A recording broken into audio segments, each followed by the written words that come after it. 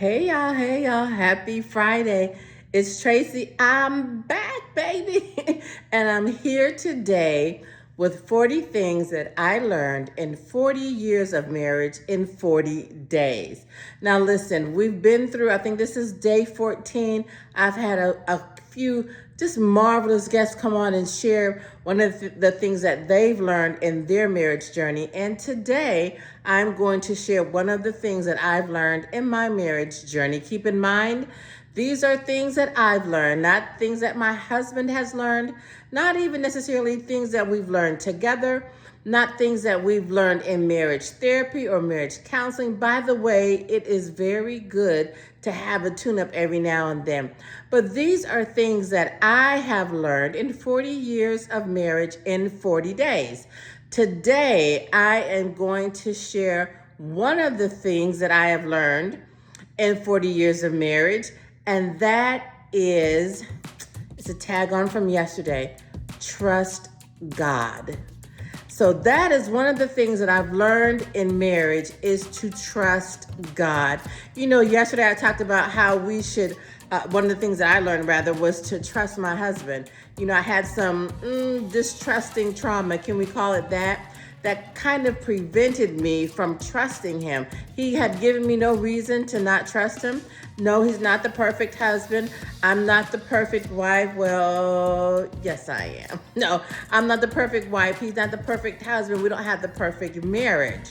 But there were things off the jump that I just would not trust him for, and he didn't earn that. He didn't earn that distrust. So I talked about how I learned to just take the leap and trust him. Now here's something else that I learned. I learned to trust God. And I learned to trust God, still learning to trust God with a number of things. And one of those things is my marriage. One of those things that I'm learning to trust God with is giving my marriage to him, giving my husband to him, because I can't control him. I don't know, wives, if you've noticed this, husbands, if you've noticed this, but we cannot control our spouses. And why would we really want to? I want my husband to love me out of his own free will, not because of something that he felt forced to do, not something that he was afraid to do.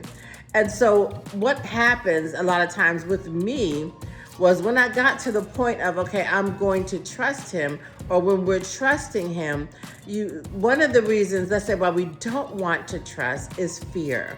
We fear that whatever that thing was that he did, and it could be something so simple as forgetting your birthday. We fear that he's going to do that again or something worse. So you live your marriage waiting for the other shoe to drop. That's not marriage. That's not enjoying the institution of marriage. And so what I am learning, what I've learned, what I'm continuing to learn is to trust God. Give my spouse to them. Listen, forgetting my birthday isn't really such a big thing. It may upset me. It might make me think, how dare he, after 40 years of marriage, he forgot my birthday? Are you kidding me? It's not a deal breaker. It's not what distrust would make it to be. And so I've learned, and I'm going to continue to learn to trust God. Trust God with what? Trust God with my husband. And I'm learning to trust me with God. What do I mean by that? Women, I talked about it yesterday. Sometimes I feel like every person needs a heartbreaking experience, because oftentimes, most of the time, heartbreaking experiences are profitable. Now, I don't need another one. Come on, somebody. But oftentimes, heartbreaking experiences are profitable.